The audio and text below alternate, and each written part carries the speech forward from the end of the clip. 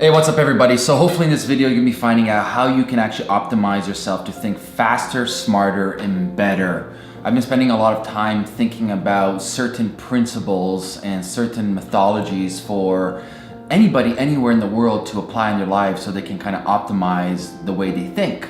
So you're about to kind of learn certain philosophies and principles from way smarter people than I. Pretty much what I've done is I've kind of summarized their thought process and how they view the world. Individuals such as Elon Musk, individuals such as Richard Feynman, okay?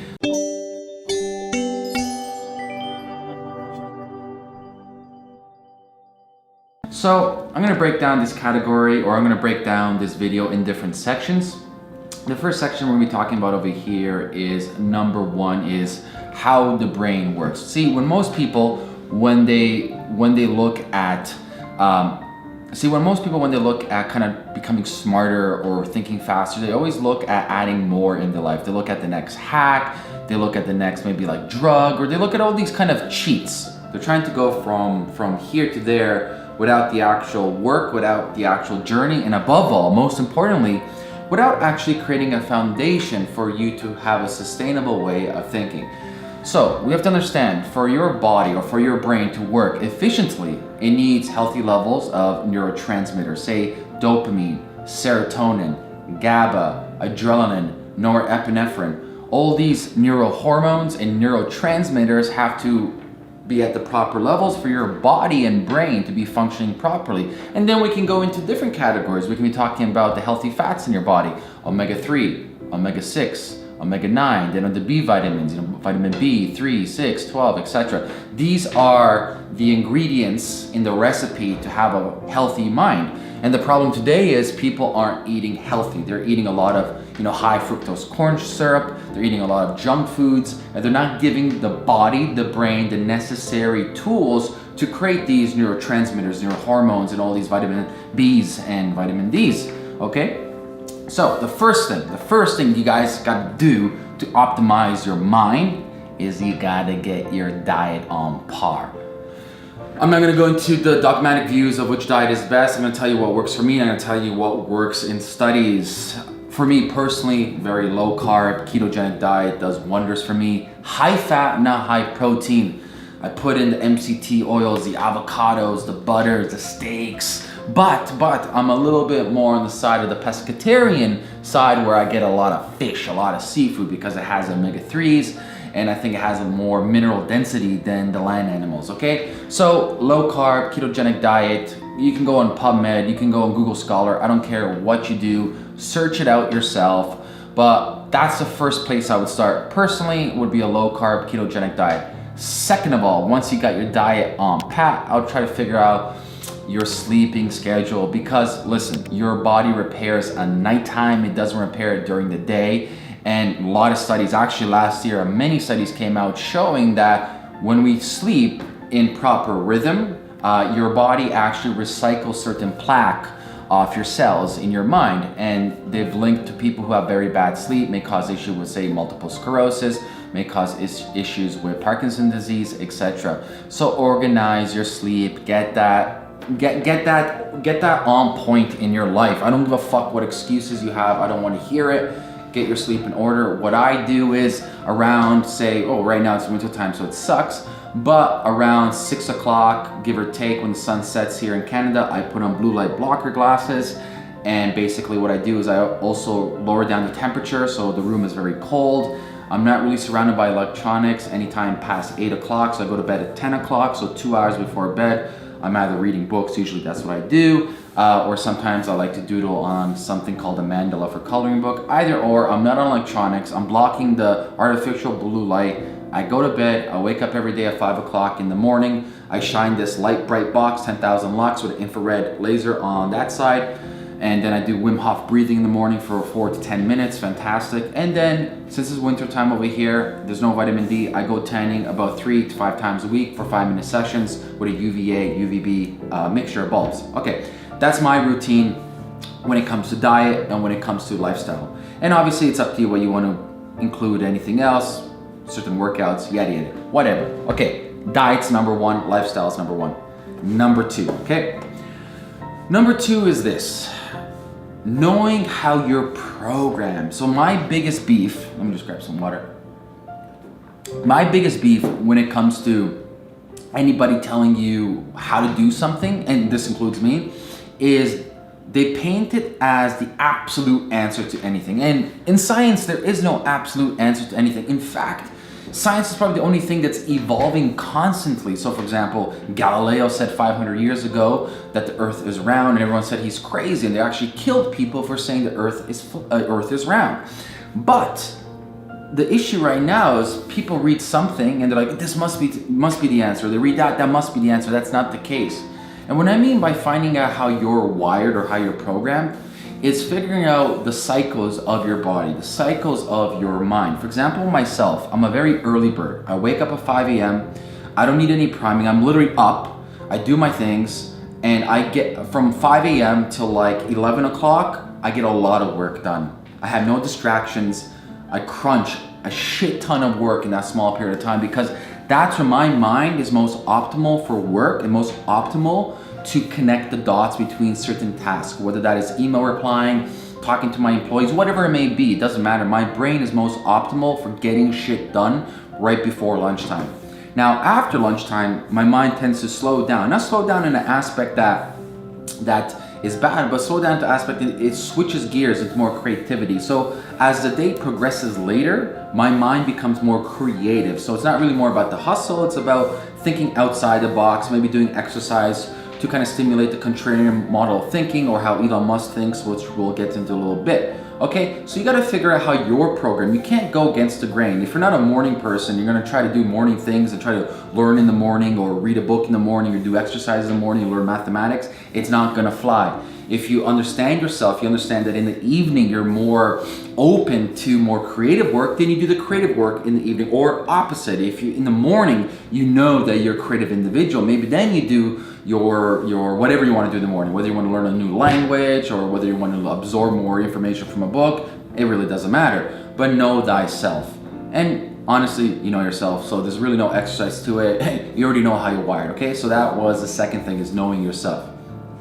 Okay, so moving along into really understanding how a person thinks, and this is individualized, and how a person absorbs information, because we've been programmed through school. Certain people have been programmed through society and school to think in a very linear model. And the thinking is 1, 2, 3, 4, 5, A, B, C, D, E, F, G.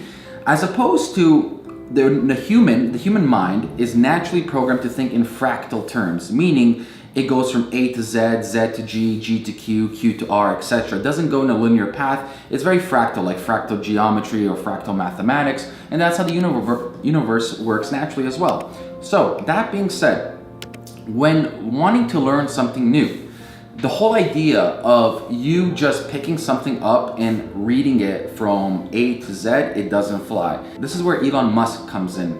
He has a great principle, and the principle is most people tie things to stories. Like, oh, that thing is green because of yada yada yada, or that thing, or did you hear what she said? It's always attached to some type of mythos or some type of story, as opposed to how Elon Musk thinks, and same thing how Richard Feynman thinks. They both have exactly the same way or same model of thinking. Is this: find out the basic principles of that subject that you're trying to learn. Let's say it's a new language, as opposed to just trying to learn random words, or trying to learn, say, just the alphabet of the language. What is the most common principles, no matter what, in that language?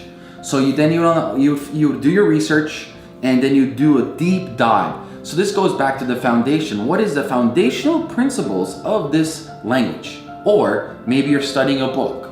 Let's say the book's about investment. So what is the foundational principles of basic investments in a stock market, or basic investments as an angel investor?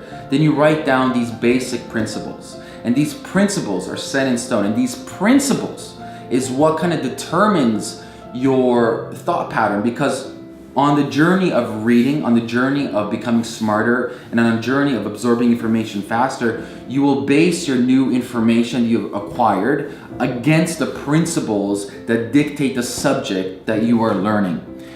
And in essence, you become a scientist, because what scientists do is they gather data and they take that data and they correspond it to set theory or thesis they had at the beginning to see if they are correct, okay? So basically what you can do is no matter what you're doing, new language, mathematics, reading a book, understand, and this is where your own hypothesis comes in. You can go on Google, doesn't matter. You can literally have a cue card, but understand the core principles of that topic, okay?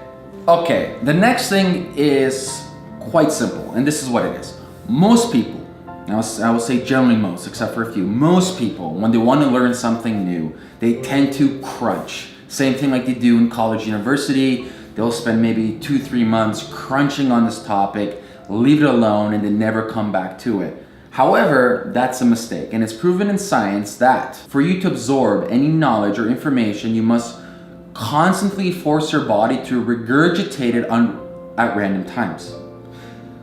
What this means is the whole idea of you studying a topic, the same topic every single day, is outdated. And this goes back directly what we talked about before, is the human mind does not work linearly, it doesn't work 1, 2, 3. So if you're studying something, say in the morning, based on how you're wired, you're studying a new language, maybe Spanish, hola, you're studying a new language, and you're studying today certain phrases, you're studying today maybe how to add verbs or writing, whatever it may be. And what you can do is, you don't study the same thing every single day. So if you're studying Spanish every single day, what they would recommend and what I recommend is you switch it up.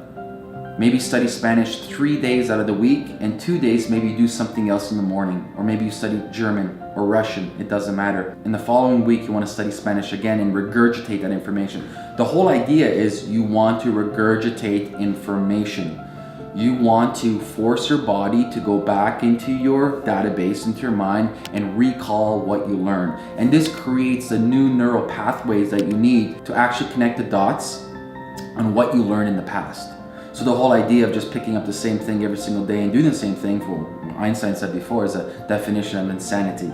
So take breaks, go back, and what's great about this is you get a new set of eyes or ears or whatever, and you actually absorb information much more efficiently because your body now subconsciously is creating connections that you never thought of before in the first place, okay? I'm a firm believer in controlling your stress.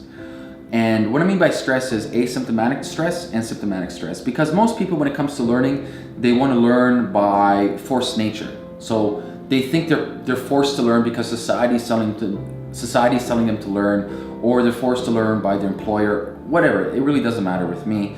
But under that circumstances, you feel stressed. And I don't think so under any circumstances you should feel stressed for learning. Learning should be a meta skill, and you should be fun, you should have curiosity, and there's no failure in learning. Fail stands for first attempt in learning. So I'm a firm believer in actually understanding how your brain is wired. Certain apps you can use or devices such as Headspace is really good, Muse is really good. Any biofeedback tools, actually one of the best resources for that is Heart Math Institute. Check them out. They have an M-Wave 1 and M-Wave 2, which you can track your alpha, beta, delta, theta waves on the mind, which is really good.